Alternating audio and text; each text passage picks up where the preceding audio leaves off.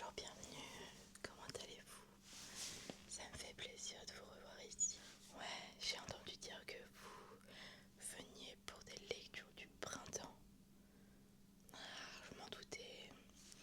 Oui, la dernière fois qu'on s'était vu, c'était un petit moment et j'espère que du coup, toutes vos lectures vous ont convenu. D'accord. Du coup, vous recherchez des lectures du printemps. Est-ce que vous avez une petite idée de ce que vous avez envie de lire ou pas du tout? Ok, est-ce que déjà vous avez rendu vos anciens livres? Ouais, parfait. Je suis trop contente de vous retrouver ici pour cette édition bibliothèque de nuit tout simplement. Ouais. Ouais, vous voyez, il y en a des petites lumières. Je suis désolée, j'en ai sur le visage si ça vous dérange. Mais je ne peux rien y faire, c'est pas moi qui décide où elles vont. D'accord, ok. Bah parfait. Ouais, c'est une belle soirée quand même. Ça va tous nous faire du bien, je pense. Alors du coup, dites-moi ce que vous recherchiez. D'accord, vous voulez quelque chose de rose pour aller avec la saison, d'accord. Est-ce que vous voulez quelque chose en particulier dans le résumé ou pas du tout? Vous avez envie de lire des small town romances, d'accord. Et comme d'habitude, je vous propose d'autres petites choses si vous voulez, des choses qui pourraient vous plaire. Ouais, d'accord. Et du coup, vous avez pensé quoi de vos dernières lectures? Ok, vous avez bien aimé. Nickel, ouais. Ok, bah, je vous laisse faire un petit tour et pendant ce temps-là, je vais sélectionner un peu les livres que je vais vous proposer. Ouais, à tout de suite. Bon, je suis de retour et j'ai sélectionné tous les livres pour vous. Il y en a 5. Vous aviez pas de préférence pour les brochets ou les poches, on est bien d'accord? D'accord, ok, parfait. Parce que là, pour le coup, je vais avoir que des brochets à vous proposer, un poche. Je regarde si j'ai d'autres livres à vous proposer, mais sinon ce sont des romances de Noël et je ne pense pas qu'on est dans le mood actuellement, vu qu'on recherche quand même quelque chose d'assez printanier. En effet. Parfait, alors je regarde un peu autour de moi. Mais tous les autres livres ne sont pas dans une vibe rose. Non, on va ce qu'on voit déjà avec cela et on voit la suite. Parfait. Alors je vais vous les prendre dans l'ordre qu'ils viennent. Et le premier c'est une fantaisie. Je sais pas si vous avez l'habitude d'en lire, il me semble que oui. Ok. C'est la seule qu'il y a dans cette pile parce que c'est la seule qui je trouve a une ambiance un peu printanière.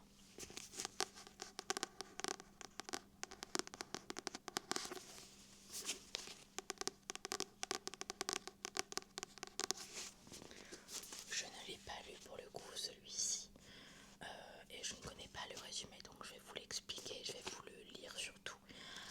On est sur du coup de la fantasy avec un world building qui est assez complet et en général j'ai eu que des bons retours dessus.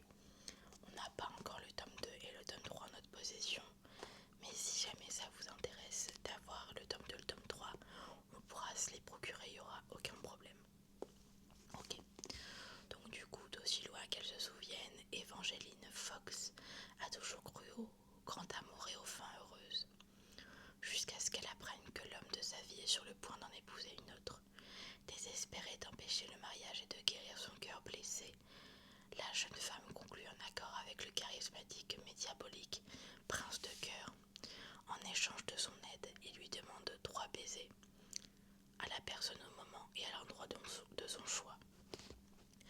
Mais après avoir donné son premier baiser promis, elle découvre que négocier avec un immortel est un jeu dangereux et que le prince de cœur veut obtenir d'elle beaucoup plus que ce qu'elle a accepté de lui offrir. Il a des grands projets pour Evangeline, des projets qui se termineront soit par le plus grand des bonheurs, soit par la plus esquisse des tragédies. Voilà. Et l'autrice de Cassandra Clare, donc les chroniques lunaires et The Mortal Instrument, que vous devez connaître certainement en film et en série, a dit que c'était un voyage sucré et empoisonné dans un monde vibrant d'intrigues et de contes de fées, de romances et de magie inédite. Alors, oui, en effet, oui. C'est dans le même univers que Caraval, en effet, vous l'avez lu? Non, ok. Moi non plus,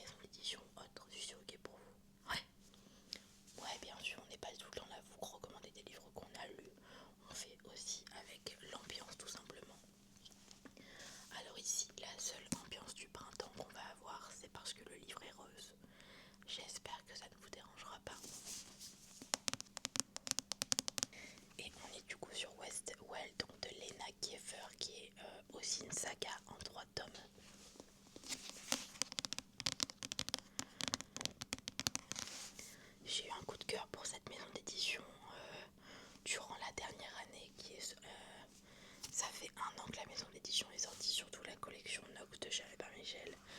Et je dois avouer que j'aime tellement tous les livres qui sont sortis jusqu'ici.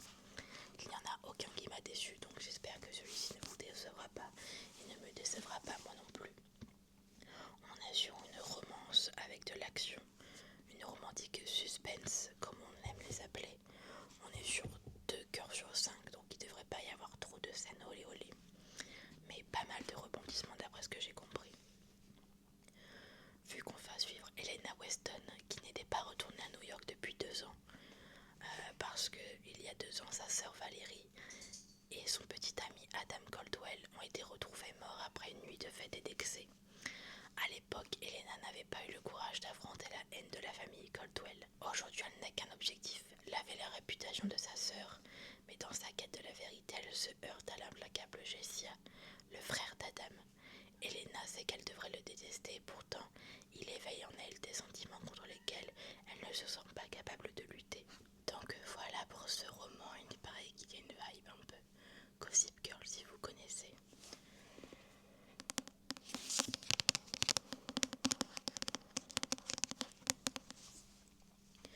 C'est une romance allemande, ouais.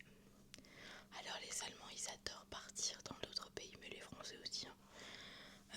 On a aussi Maxton Hall qui me semble vient d'allemand. Enfin d'une allemande, oui. Okay. C'est clair qu'il est très beau et les 3 autres tomes se ressemblent globalement. Au niveau de la couverture, simplement les couleurs sont différentes. Pareil, si vous voulez le reste de la saga, c'est possible qu'on voit pour se la procurer. Voilà. Ouais, vous allez voir, ils ont tous des histoires un peu différentes. Et je pense qu'ils pourraient tous vous plaire. Alors là, vous vouliez du printemps, on y est à 100%.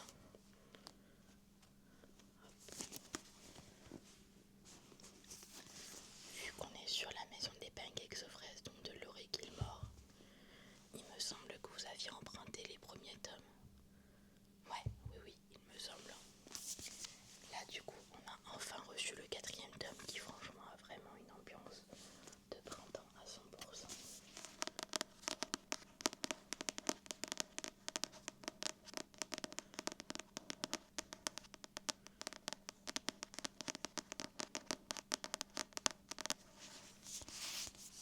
Alors, du coup, pour refaire un peu le résumé, vous l'avez vu passer, d'accord? Et le résumé vous tentez, vous voulez que je vous le redise du coup? Parfait. On va suivre Archer qui est un chef mondialement célèbre, il est surtout père solo. Et il aurait jamais cru troquer ses cuisines 5 étoiles pour un diner spécialisé dans les pancakes aux fraises, sur les pancakes en général, mais eh bien c'est ce qu'il va faire. Parce qu'il a envie de faire grandir sa petite fille Olive dans des meilleures conditions plutôt que dans une grande ville. Et la petite fille de Dream Harbor lui paraît parfaite. Mais il va falloir qu'il trouve quelqu'un pour garder cet enfant. Et c'est Iris qui n'a jamais réussi à garder un emploi plus que quelques mois, qui va se proposer à être la nounou de la petite Olive. Une fois plongée dans sa nouvelle vie, peut-être qu'elle va se rendre compte que la petite fille est craquante et que le père est tout aussi sexy. Peut-être qu'une fois qu'elle va s'occuper de la petite fille, elle va se rendre compte qu'elle est très craquante, s'attacher à elle, mais également s'attacher à son père qui est quand même relativement sexy. Une cosy romance parfaite pour le printemps entre un single date déporté et une nounou attachante.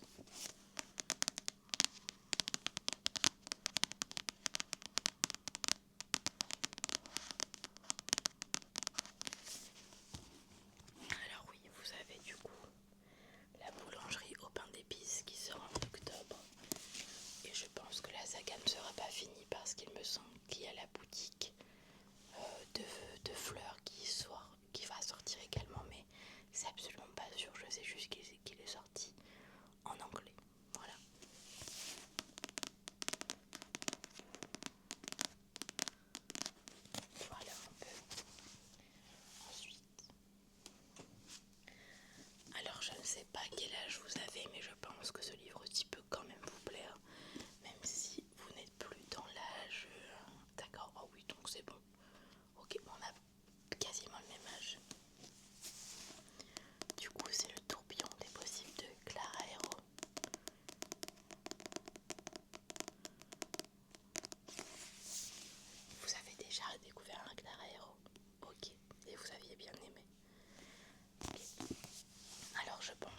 celui-ci est un peu dans la même vibe que tous les autres, assez bienveillant et où on va parler de sujets hyper importants.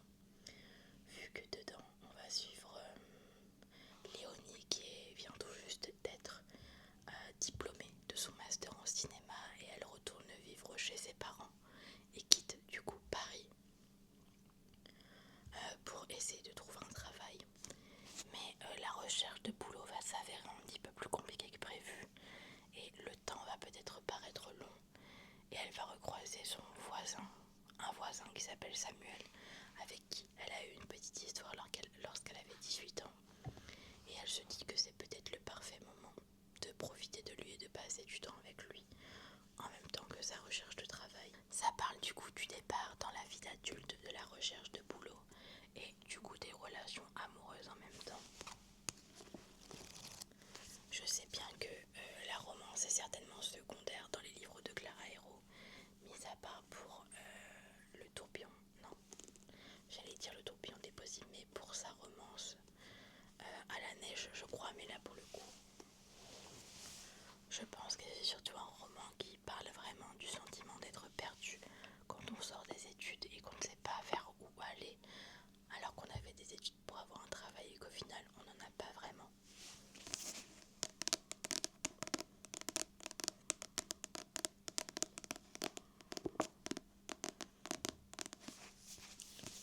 Ouais, c'est selon moi un livre qui peut être très très intéressant.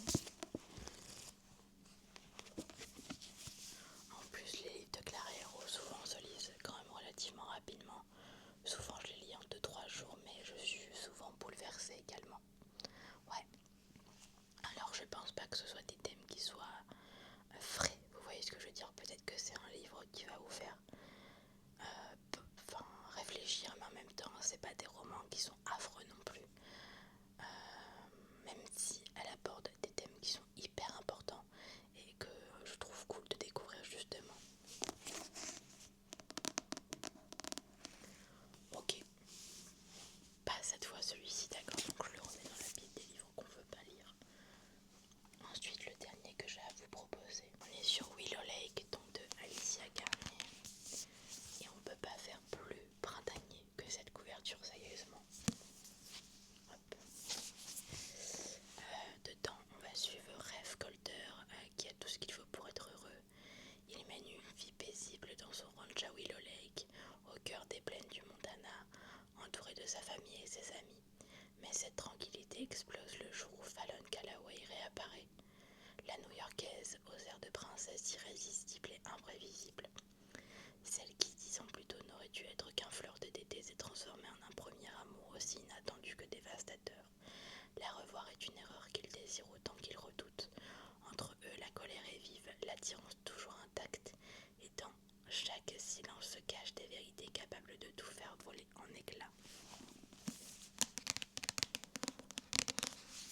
C'est pour le coup une romance que j'ai lue et que j'ai absolument adorée.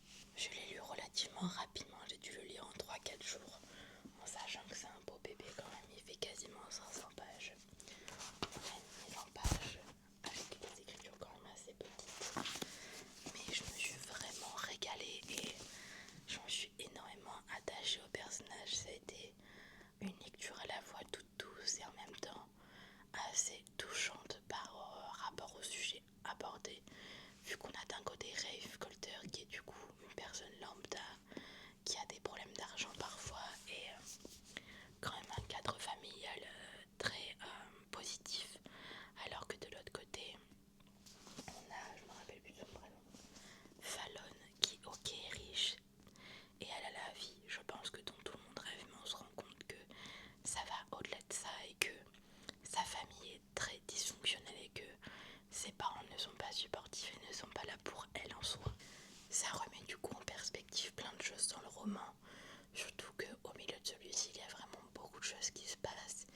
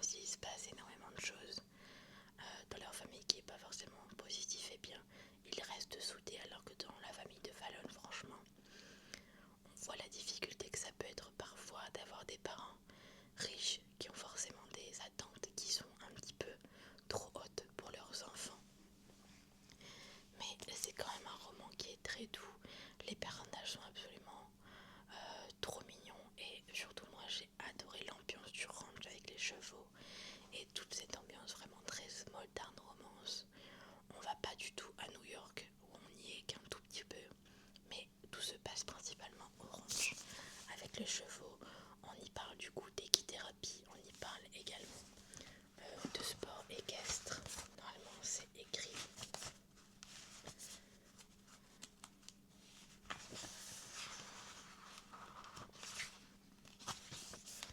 De parallel racing, de saddle, bronc riding, de cutting, de reining, bref, plein de choses que je pense beaucoup de cavaliers et cavalières connaissent.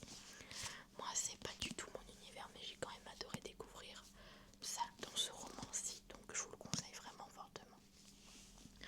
Dans la même idée, même si le roman n'est pas rose, et surtout de la même autrice, on va avoir Amber Fall, vous voyez, la couverture est un peu dans le même univers.